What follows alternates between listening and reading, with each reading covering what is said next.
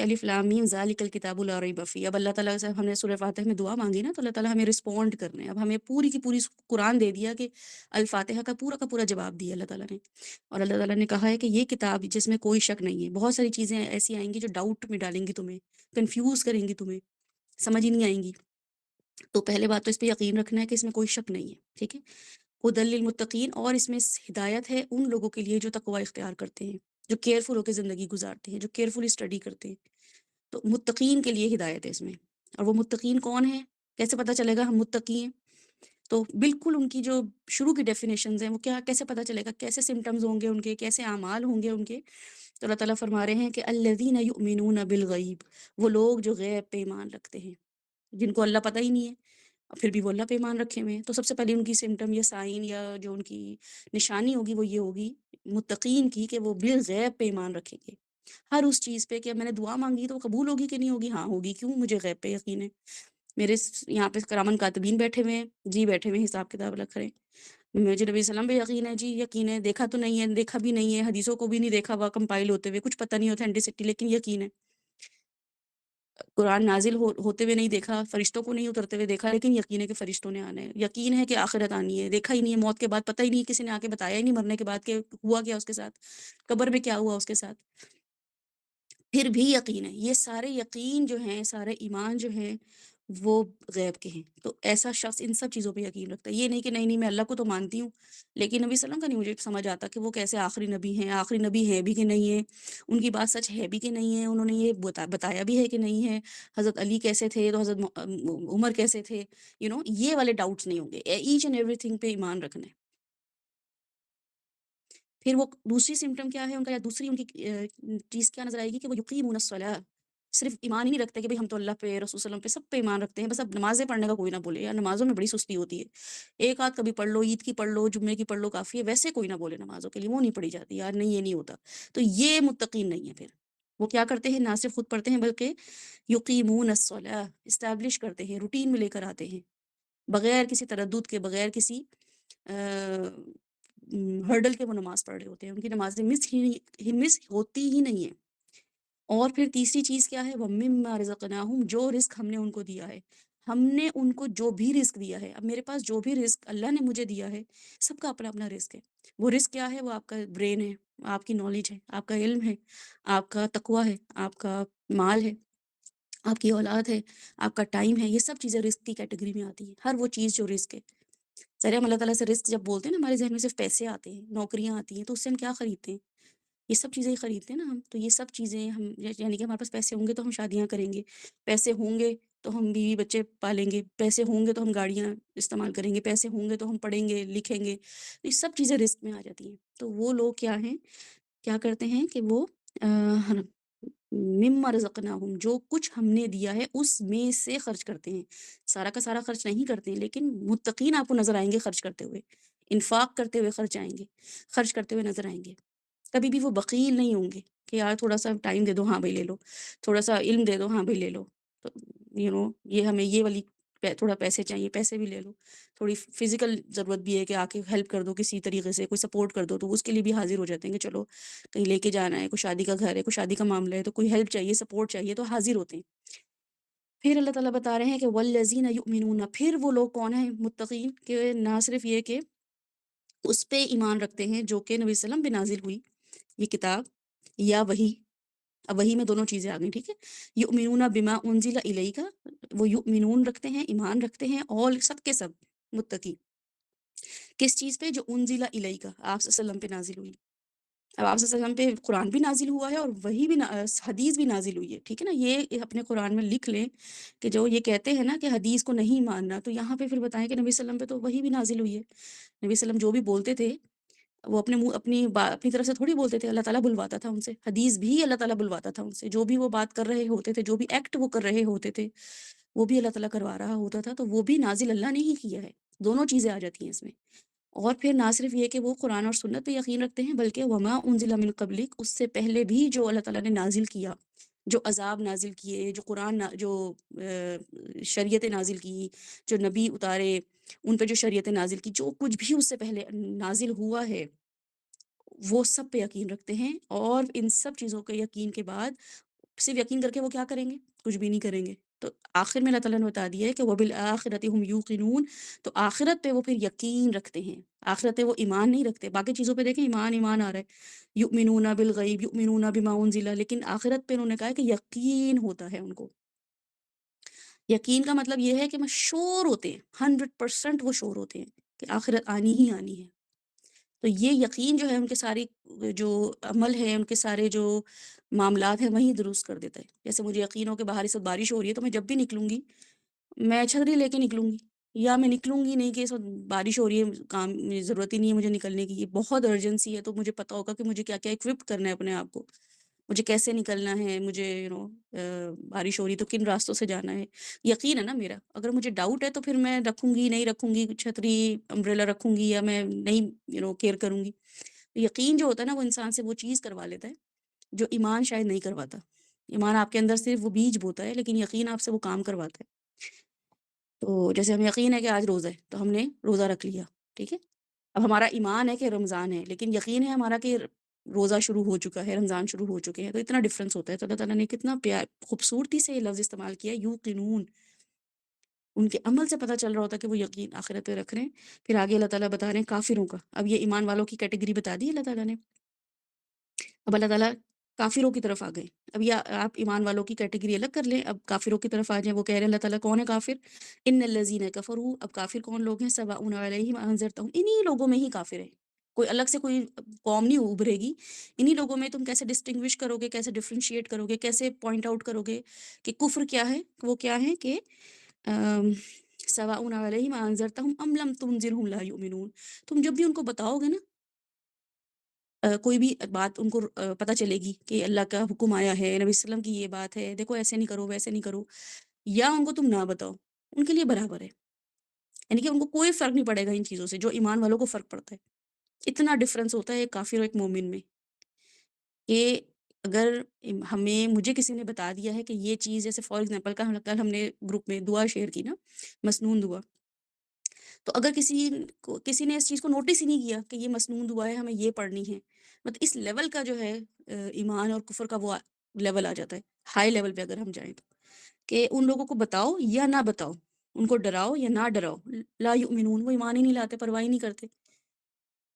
یعنی کہ ان کو پرواہ ہی نہیں ہوتی اس چیز کی کہ ہم نے کچھ کرنا بھی ہے۔ اتنے یعنی کہ ڈم، اتنے نان سیریس ہوتے ہیں اپنی لائف میں وہ،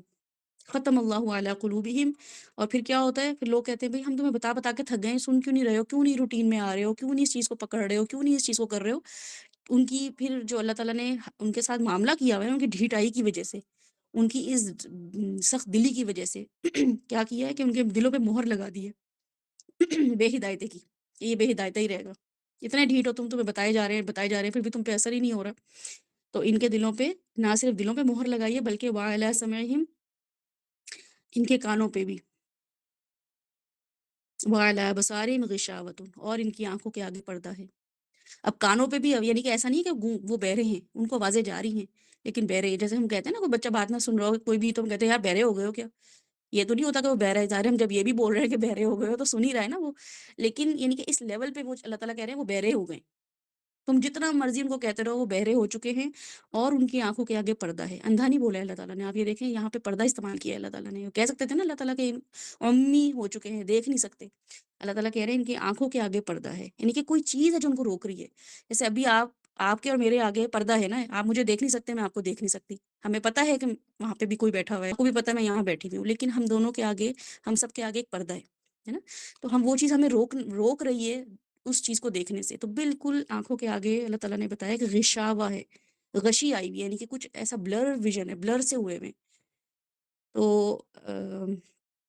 وَلَهُمْ عَذَابٌ عَظِيمٌ، اور ان کا جو عذاب ہے وہ بہت بڑا ہے، ان کی ان حرکتوں کی وجہ سے ان کو بڑا عظیم عذاب ملے گا۔ عظیم کا مطلب ہے کہ یعنی کہ بڑے لیول کا، گرینڈ لیول کا عذاب ملے گا ان کو۔ وَمِنَ النَّاسِ مَن يَقُولُ آمَنَّا، پھر اس کے بعد منافق کیٹیگری آ جاتی ہے، یعنی کہ کافر الگ ہیں، مومن الگ ہیں، منافق الگ ہیں۔ اب منافق کیا ہیں کہ وہ ایمان والوں میں بھی اور کافروں میں بھی، دونوں جگہ وہ ہیپی ہیپی رہتے ہیں، ادھر بھی ہمارا سب کچھ ہے، ادھر بھی ہمارا سب صحیح ہے، سیٹنگ ہوئی ہوئی ہے، ان کو بھی ہم خوش رکھتے ہیں، ان کو بھی خوش رکھتے ہیں۔ تو وہ کیٹیگری ذرا زیادہ خطرناک ہے، کیونکہ وہ آگے ہم ابھی پڑھا ہی ہے ہم نے کہ وہ کیا کرتے ہیں کہ وہ مذاق مطلب وہ دین کا مذاق بنایا ہوا ہے انہوں نے۔ ان کی وجہ سے دوسرے لوگ بھی جو ہے نا دین کو نان سیریس لے رہے ہوتے ہیں، ان کی وجہ سے دین کو زیادہ، کیونکہ کافر ہے نا، انہوں نے تو صاف کہہ دیا بھائی ہمیں نہیں بتاؤ، ہمیں نہیں سننا، ہمیں نہیں کوئی نمازیں پڑھنی، ہمیں نہیں کوئی دین کی طرف آنا، کوئی قرآن نہیں پڑھنا، کچھ نہیں کرنا ہمیں، تو وہ ایک طرح سے بس اپنے ٹھپا لگ چکا ہے۔ اللہ تعالیٰ نے کہا ہے کہ ان کے دلوں پہ میں نے ختم اللہ کر دیا، اسٹیمپ کر دیے۔ ختم ہوتا ہے کسی بھی چیز کے لیے اسٹیمپ کرنا، سیل کرنا، سیل کا مطلب ہے ڈن، اب اس میں کچھ نہیں ہو سکتا، تو اللہ تعالیٰ نے سیل کر دیا ان کو، تو وہ تو ان کا حساب تو برابر ہے۔ لیکن جو منافق ہے نا، وہ اتنی خطرناک کیٹیگری ہے جو کنٹینیوسلی دین کو نقصان پہنچاتے ہیں۔ اور اگر عبداللہ بن ابی کی آپ ہسٹری پڑھ لیں تو اس نے نبی صلی اللہ علیہ وسلم کو بہت سخت نقصان پہنچایا، کیونکہ وہ منافقوں کا سردار کہا جاتا تھا، سوچیں اس کا نام یہی پڑ گیا تھا، اتنا اس نے دین کو نقصان پہنچایا۔ خاص طور پہ رسول صلی اللہ علیہ وسلم کی جو واقعہ عفق ہوا تھا، حضرت عائشہ کا جو ایک واقعہ ہوا تھا، اور نبی صلی اللہ علیہ وسلم کے گھرانوں میں سب سے زیادہ تکلیف دہ جو آزمائش آئی تھی نا، وہ ون آف دا ٹرائل یہی تھا، بہت تکلیف دہ آزمائش تھی وہ، سورہ نور میں جو مینشن کی ہوئی اللہ تعالیٰ نے، تو اس کو پورا کا پورا پلان کرنے والا، اسٹیج کرنے والا عبداللہ بن ابی تھا۔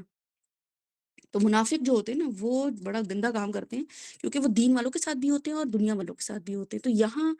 یہاں آ کے نا، جب میں کبھی نماز میں پڑھ رہی ہوتی ہوں یہ والی صورتیں،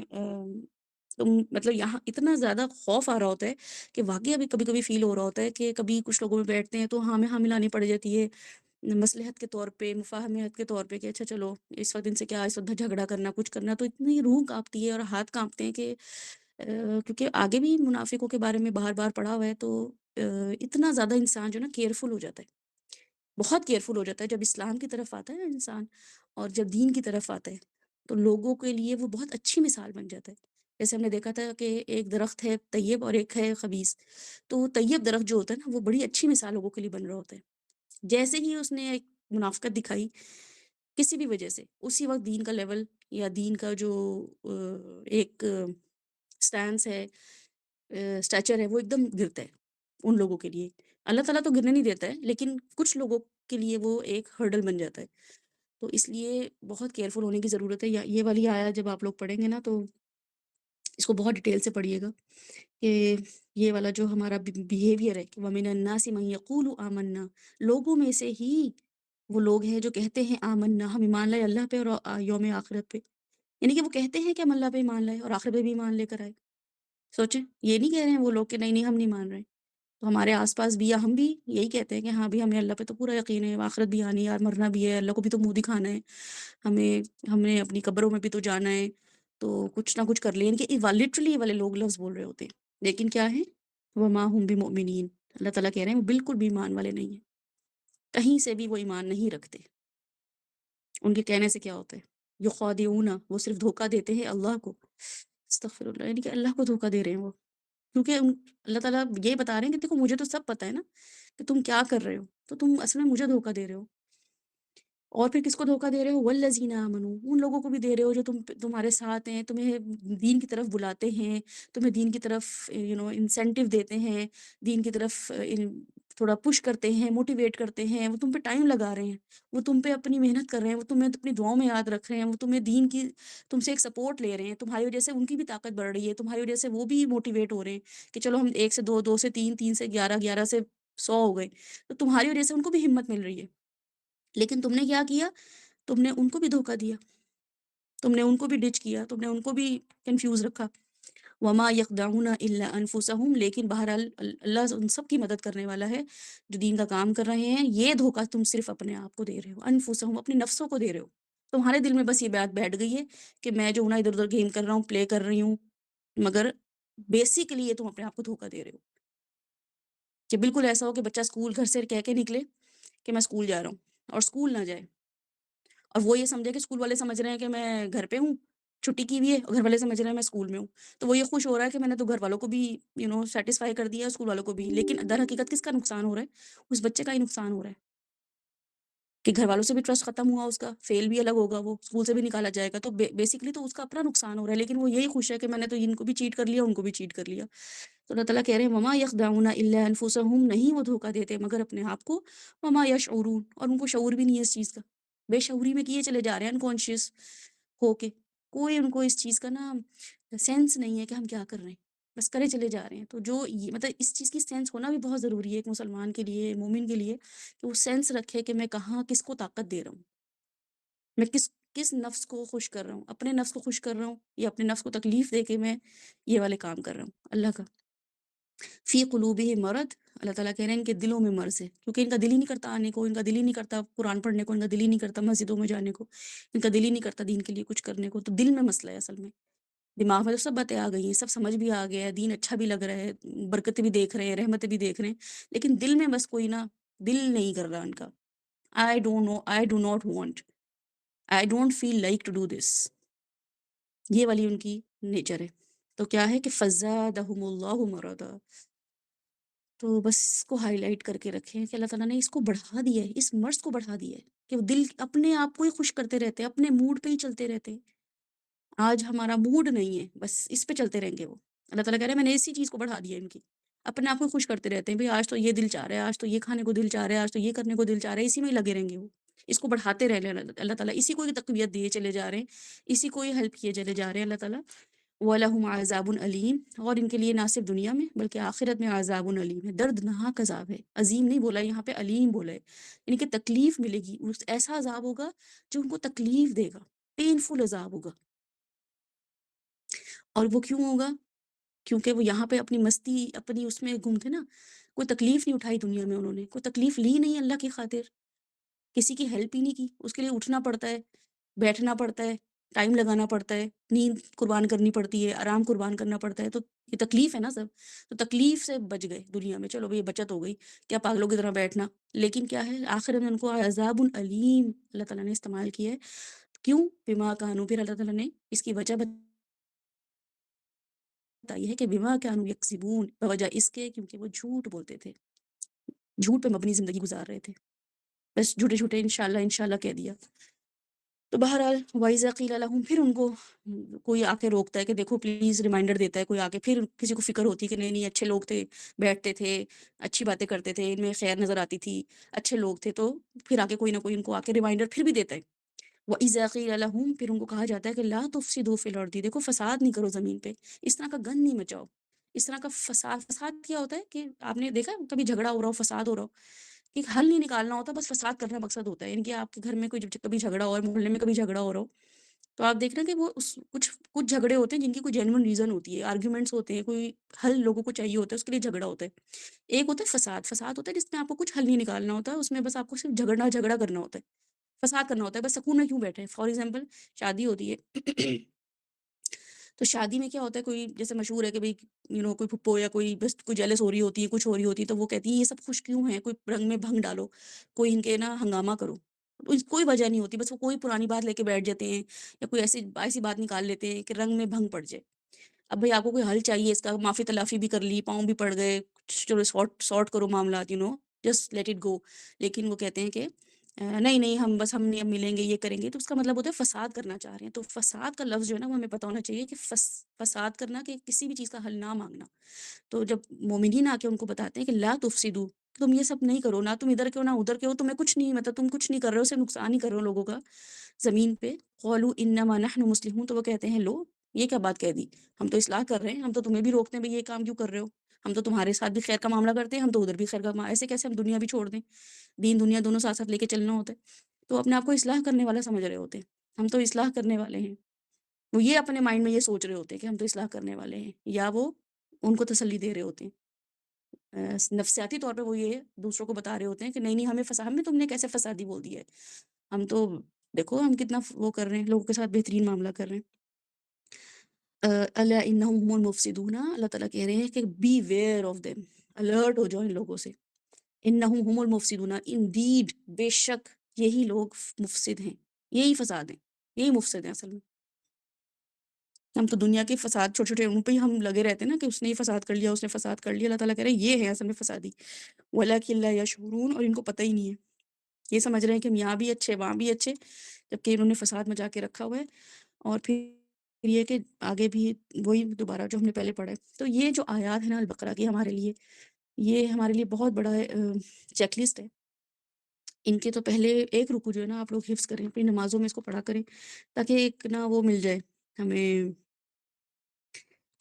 ریمائنڈر مل جائے نماز میں پڑھتے ہوئے کہ اچھا میں، کیونکہ ہم یہ شیطان ہمارے ساتھ لگا ہوا ہے نا، تو ہمیں ہر کیٹیگری میں رکھتا ہے. ہم کبھی کبھی اچھی کیٹیگری میں آ جاتے ہیں، ایمان والی کیٹیگری میں آ جاتے ہیں. پھر کبھی کبھی ایسا ہوتا ہے کہ شیطان جو ہے نا وہ ہم سے کھیلتا ہے، ہمارے ایمان سے کھیل رہا ہوتا ہے، اپ اینڈ ڈاؤن کرنے کی کوشش کر رہا ہوتا ہے. تو پھر اگر ہمیں پتہ ہوگا کہ ہاں یہ والی اللہ تعالیٰ نے ہمیں ڈیفینیشنز دی ہوئی ہیں، تو ہمیں اپنے آپ کو کہاں فٹ کرنا ہے، تو ہم ذرا کیئرفل ہو جائیں گے. تو ان شاء اللہ تعالیٰ سورہ البقرہ جو ہے وہ بھی، مطلب مجھے تو ہر صورت اتنی خوبصورت لگتی ہے، اور ہر صورت میں مجھے لگتا ہے کہ کچھ چیزیں جو ہے نا وہ اسی سورہ میں ہیں. ویسے تو پورے قرآن میں ہی کچھ نہ کچھ ہے،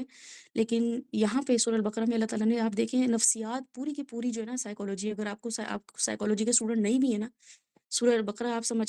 پڑھیں گے نا، آپ کو نفسیات بنی اسرائیل کی ایک ایک نفسیات اللہ تعالیٰ نے کھول کے رکھ دی ہے. کس طریقے سے وہ ٹریگر کرتے تھے حضرت موسیٰ کو، کس طریقے سے وہ ان کی نرمی کا، ان کے غصے کا، ہر چیز کا فائدہ اٹھاتے تھے، کس طریقے سے وہ سوال کرتے تھے، اتنے زیادہ کویشچنز کرنا. اور یہ آپ جب ان شاء اللہ تعالیٰ ہم جب بھی شروع کریں گے اس کی تفسیر، ہم دیکھیں گے کہ جو نفسیات ہے نا بنی اسرائیل کی، وہ اگر ہمیں ان کی پتہ چل جائے نا، تو ہمیں بڑا ایزی ہو جائے ان کو ٹیکل کرنا، ان کو ہینڈل کرنا. ہم یہ پڑھتے ہی نہیں ہیں، ہم ان کی نفسیات سمجھتے ہی نہیں ہیں. تو ہم اپنی اول تو ہمیں اپنی نفسیات نہیں پتہ. یہاں پہ اللہ تعالیٰ نے مومنین کی نفسیات بھی کھول کے بتائی ہوئی ہے. آدم کا پورا واقعہ کھول کے بتایا ہوا ہے کہ انسان کی نفسیات کیسی ہے، کیسے میں نے تخلیق کیا ان کو، کیسے شیطان بنا، شیطان نے کیسے نفسیات اپنی دکھائی. تو کھول کھول کے اللہ تعالیٰ نے اس میں سائیکالوجی بتائی ہوئی ہے. تو وہ اگر جب آپ پڑھیں گے تو آپ اس کو ایز اے سائیکالوجی کوئی بک یا چیپٹر کے طور پہ اس کو فالو کیجیے گا.